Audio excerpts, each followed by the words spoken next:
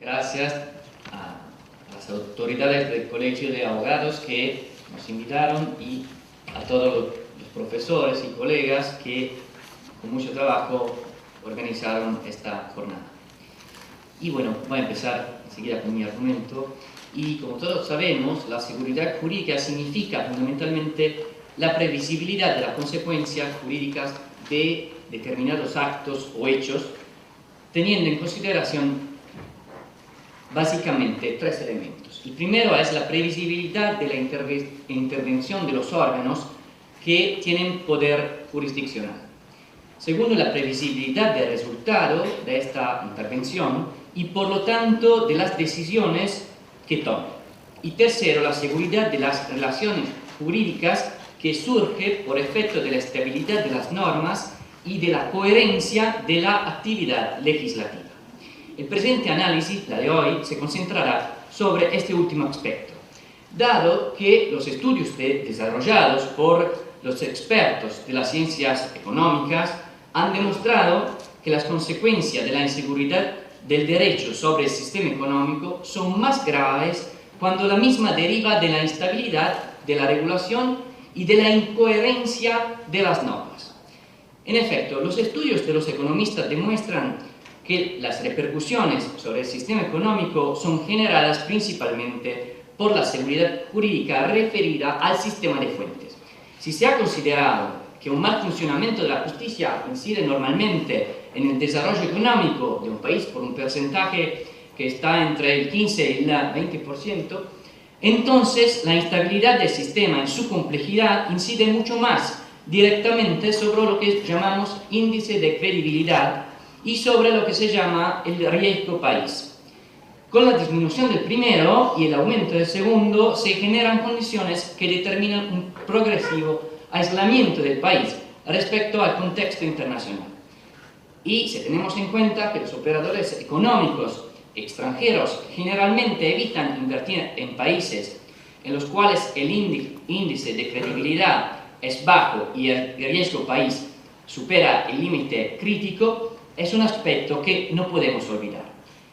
Bueno, de todas maneras, el problema de la falta de seguridad jurídica no se agota en esta observación, porque hay también una disminución de la competitividad de un país, no solo en el ámbito internacional, pero también en el ámbito interno. Esta falta produce consecuencias económicas perversas también a nivel nacional. En la economía interna de un país, que no logra contener dentro de límites moderados la incertidumbre jurídica, la cual, cabe señalar, es un fenómeno propio de todo ordenamiento jurídico. Lamentablemente, la mencionada incapacidad para contenerla se traduce inevitablemente en mayores costos para las transacciones comerciales y por ende en una disminución de la eficiencia del sistema económico. Aclarado dicho aspecto, es evidente que el punto fundamental no se radica en tentar la empresa de eliminar totalmente la inseguridad jurídica, porque esta empresa es probablemente destinada a un mísero y perpetuo fracaso, sino se funda en contener dicha consecuencia inevitable de todo ordenamiento jurídico dentro de límites razonables. Y si se considera que el elemento de la instabilidad del sistema económico, se concluye que la mencionada y ardua tarea es competencia del legislador.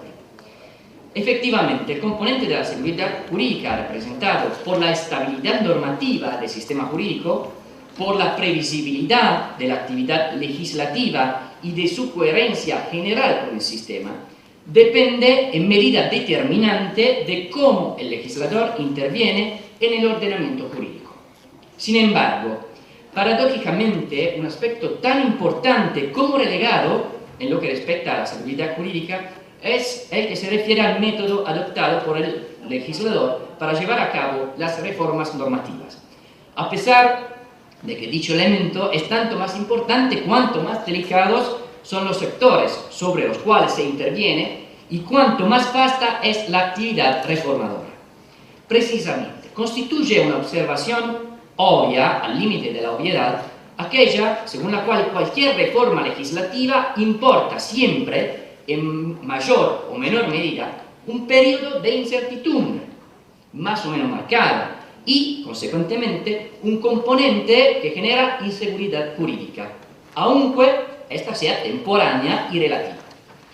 Es, por lo tanto, competencia del legislador responsable limitar al máximo posible dicho efecto. Es un efecto inevitable en la actividad de reformas, pero tiene que ser contenido dentro de parámetros razonables. Acerca de lo apenas mencionado, constituye un elocuente ejemplo el parangón entre el modus operandi, entre la actividad del legislador alemán y la del legislador italiano. En el primer caso, ante la necesidad de renovar la ley sobre el procedimiento concursual, sabemos que el legislador alemán sancionó la nueva Insolvenzordnung en el octubre de 1994, previendo que dicha norma entrara en vigencia recién el 1 de enero de 1999.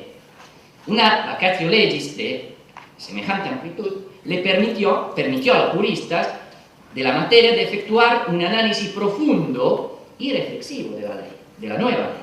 Consecuentemente, en el momento de la entrada en vigencia de las nuevas normas, ya se habían realizado decenas de congresos, encuentros de estudio, se habían publicado en la revista Jurídicas cientos de artículos sobre el tema, así como ya habían comentarios completos sobre la nueva Insolvenzordnung.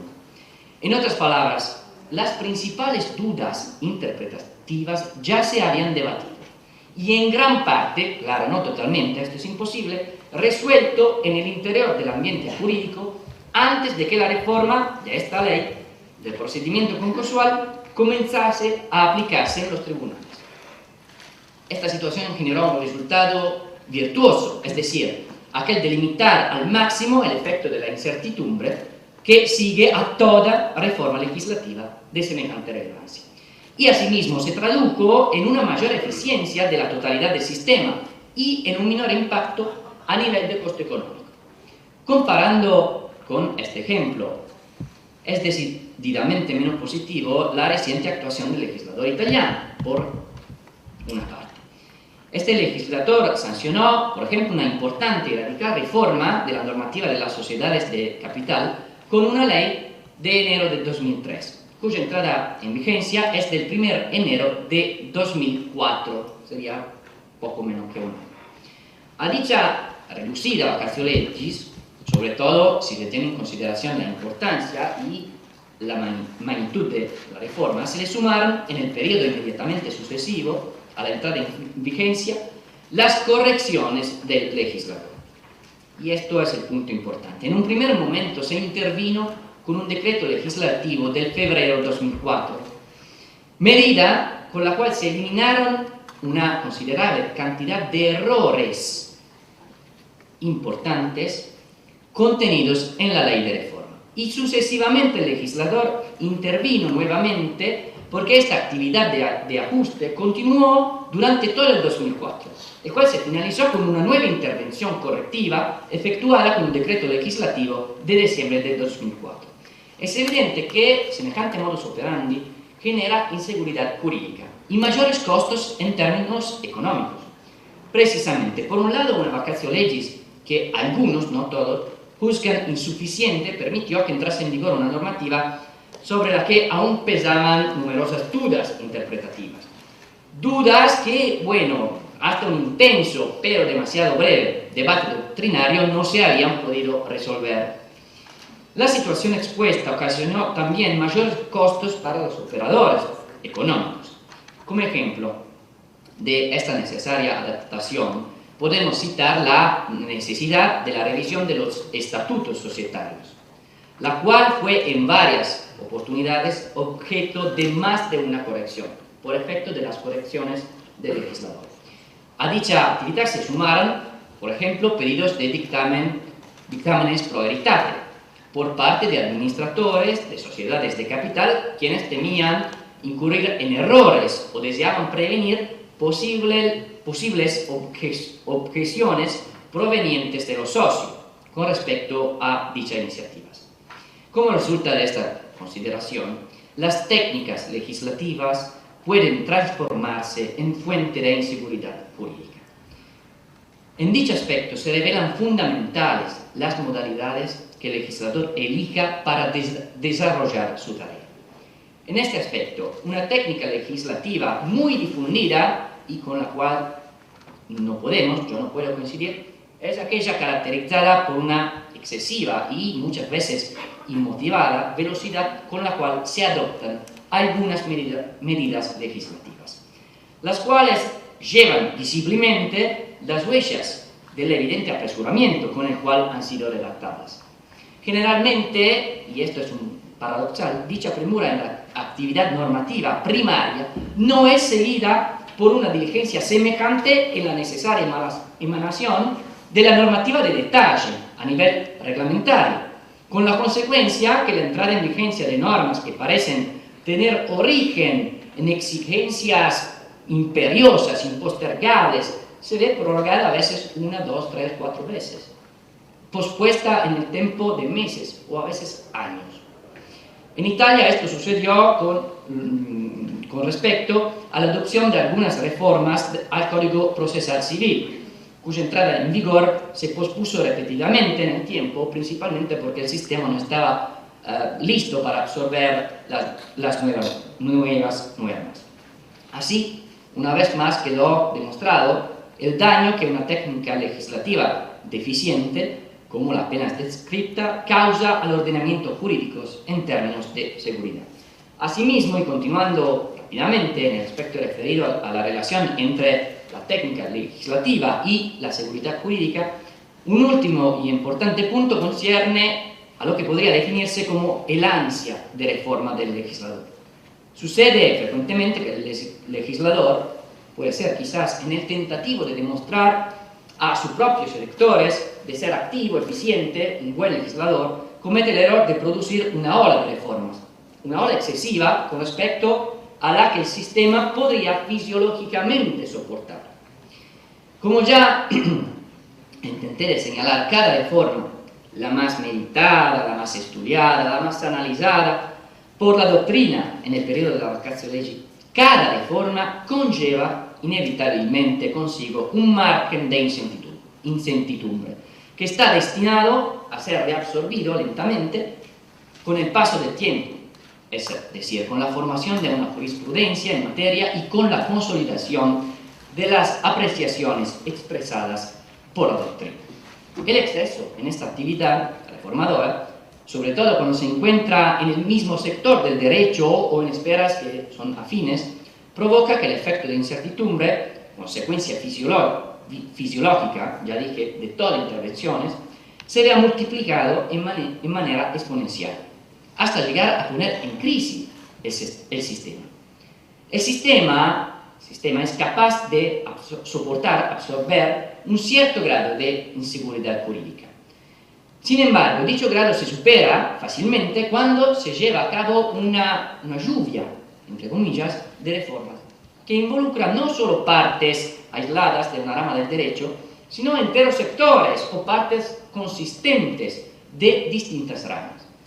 En otras palabras, el legislador que realiza demasiadas reformas en un tiempo demasiado breve genera un serio daño en términos de seguridad jurídica. En Italia, por ejemplo, no se puede soslayar que en los últimos años el legislador ha tenido con frecuencia una actitud poco equilibrada en cuanto a las iniciativas de reforma. Bueno, basta pensar que, y solamente tomando en consideración la última legislatura y únicamente los ámbitos del derecho civil y comercial, el ordenamiento italiano fue afectado por distintas intervenciones. Primero, la reforma del derecho de las sociedades de capital, ya lo hablé, la reforma del derecho del trabajo, una modificación al Código Procesal Civil con la introducción de un procedimiento especial para las causas de derecho societario, la reforma de los procesos concursuales, la reforma, otra vez, de distintas normas del Código Procesal Civil, la modificación de normas sobre la tenencia de los hijos menores en los casos de separación de los cónyuges y dos recientes e importantes modificaciones al derecho sucesorio. Y seguro me olvidé algo. Ciertamente se ha tratado de una ola de reformas que, en virtud de lo que intenté de exponer, puede fácilmente desorientar aún el jurista que sea más experto. Cabe aclarar que ese dicho exceso de dedicación a la actividad reformadora ha suscitado y aún suscita algunas dudas y preocupaciones.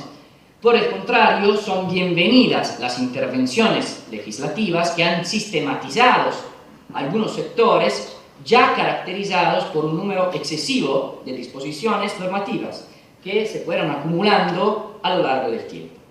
Son claros ejemplos de lo antedicho, el Código de la Privacidad, el Código de la Propiedad Industrial y el Código del Consumo, los cuales reportaron en sectores fundamentales del derecho civil a reunir en un texto legislativo orgánico y sistemático prescripciones que carecían de la coordinación necesaria para evitar la coexistencia de normas contradictorias entre sí y que eran consecuentemente fuente de inseguridad jurídica. Así se eliminó inseguridad jurídica. Un último aspecto sobre la relación entre seguridad jurídica y sistema económico es lo que a veces se olvida, y es el según el cual no es solamente la primera que puede influenciar el sistema económico, sino es también la estabilidad del sistema económico que puede determinar una mayor o menor estabilidad del ordenamiento jurídico en términos de seguridad jurídica. En efecto, la norma jurídica que disciplina intereses de contenido patrimonial se revela eficiente y susceptible de ser aplicada solo bajo la condición de que el sustrato socioeconómico que constituye su presupuesto no sufra repentinas y fuertes variaciones. Dicha afirmación fue confirmada, por ejemplo, por la crisis que interesó a Argentina a finales de 2001. Como todos saben, el fenómeno de la especificación comportó una serie de problemas de naturaleza económica y también jurídica, y de una importancia tal que puso en crisis el fundamental principio nominal, característico de las obligaciones pecuniarias. Efectivamente, la drástica devaluación del peso argentino con respecto al dólar estadounidense comportó una importante pérdida del poder adquisitivo de la moneda interna, ocasionando así una serie de problemas de importancia significativa. A título de ejemplo, y no voy a exponer a ustedes, se puede recordar la crisis que afectó a las compañías de seguros que habían estipulado contratos de seguros de vida con cláusulas que preveían específicamente la erogación de una renta o de un capital en dólares, y las que, luego de la especificación, se vieron en la situación de no poder afrontar el cumplimiento de las obligaciones asumidas originariamente. Es así que el principio nominal, cuya finalidad es de dotar de certidumbre la deuda pecuniaria, el deudor conoce cuál es la exacta suma que debe dar a su acreedor. Bueno, este principio muestra operatividad, eficiencia, solo en presencia de una situación financiera caracterizada por una relativa estabilidad. Por el contrario, este principio salta o es fuertemente puesto en duda cuando intervienen factores sumamente influyentes que llegan a alterar fuertemente el valor de la moneda de referencia. Bueno, también el principio pacta sunt servanda, por lo que atiene al aspecto del pago de una renta o de un capital en una moneda que es muy apreciada, y por lo que atiene al tema más general de la renegociación de las condiciones contractuales para los contratos estipulados en dólares, el principio pacta sunt servanda es sometido a una dura prueba. Así se puede llegar a un punto de fractura cada vez que el riesgo asumido por una de las partes, en este caso ligado al cambio monetario, se verifica en la realidad, pero con resultados extremadamente exagerados. Y si mantenerlo acordado en el pacto originario significa la crisis de un entero sector, por ejemplo, podemos pensar a los contratos de seguros o del sistema económico, peor en su complejidad, la norma jurídica pasa a un segundo plano con respecto a la mutación operada en las condiciones económicas del sistema. Lo sucedido en Argentina presenta algunas analogías con lo ocurrido algunos años atrás en Italia, cuando hubo un improviso aumento de las causas civiles que tenían como objeto la resolución de los contratos por la excesiva onerosidad sobreviniente de los mutuos estipulados en ECU. El ECU es una unidad de cuenta, se llama unidad de cuenta europea, que precedió la introducción del euro. Es una unidad virtual, no había monedas y todo, pero existió este ECU, la unidad de cuenta europea. Bueno, dicha ola de demandas judiciales se manifestó como la consecuencia de una fuerte depreciación que la lira había sufrido con respecto al ECU. Estas acciones fueron rechazadas por los tribunales, los cuales señalaron que quien asume una obligación pecuniaria caracterizada por un riesgo de oscilación monetaria debe soportar las consecuencias de este riesgo. De todos modos, y esto es el punto interesante, la devaluación de la lira había asumido proporciones mucho más limitadas de las que interesaron el peso argentino con referencia al dólar estadounidense. Sería una devaluación bueno, los mutuos costaron más y entre el 20 y 40%. Lo que pasó en Argentina, si me acuerdo bien, fue una devaluación que llegó hasta el 400% y después se redujo al 300%. Pero en principio fue muy alto, y ahora estamos así, 3-1 más o menos. Bueno, la perturbación sufrida por la moneda en Italia no había alcanzado una gravedad tal que pudiera poner en discusión la aplicabilidad misma de la norma jurídica. Esto confirma que la norma jurídica, cuando disciplina intereses de carácter patrimonial, presupone una relativa estabilidad del sistema económico-financiero. Cuando se supera un límite crítico, el cual obviamente no se puede determinar a priori, la aplicabilidad de la norma resulta fuertemente puesta en discusión, sino concretamente de imposible aplicación, en virtud de las perturbaciones que han alterado el sistema económico y financiero. La conclusión de estas reflexiones es que la influencia entre el sistema económico y la seguridad jurídica es recíproca. El sistema económico-financiero es esencial para preservar la seguridad jurídica y esta constituye un requisito esencial para asegurar la eficiencia del primero. Por otra parte, claramente es el poder legislativo, el poder ejecutivo, que representan las figuras centrales y determinantes para asegurar la seguridad jurídica bajo este aspecto, lo relativo a la estabilidad de la reglamentación y de la coherencia de las intervenciones normativas. El estudioso jurista o el economista puede relevar las anomalías y señalarlas a quienes la pueden corregir. Sin embargo, y solamente en lo que respecta a dichas cuestiones, el jurista y el economista, los estudiosos, permanecen relegados a rango de meros espectadores. Gracias.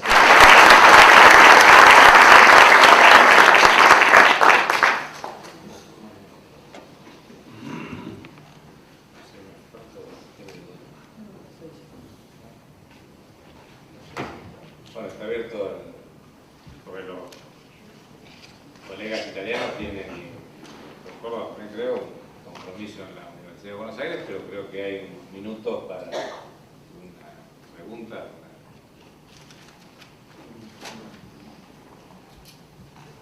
Yo quería hacer una pregunta nada más para el doctor Lucchini.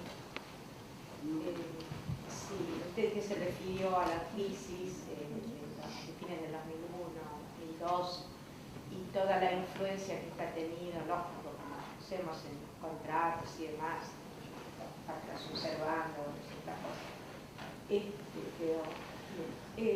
Si usted más o menos estima que ese límite de colisión entre la economía o una economía diferente y la seguridad jurídica, si ese límite de colisión fue respetado, digamos, ahí, o si verdaderamente estas sentencias de los tribunales de primera y segunda instancia que han declarado la inconstitucionalidad de todo ese, nosotros le decimos paquete normativo, ¿no? Esto no debe tener una traducción en el italiano, todo ese conjunto normativo bueno, realmente habría traspasado ese límite entre economía y seguridad jurídica, o si estaría en ese límite donde en realidad las sentencias podrían hacer lugar a la constitucionalidad de las medidas.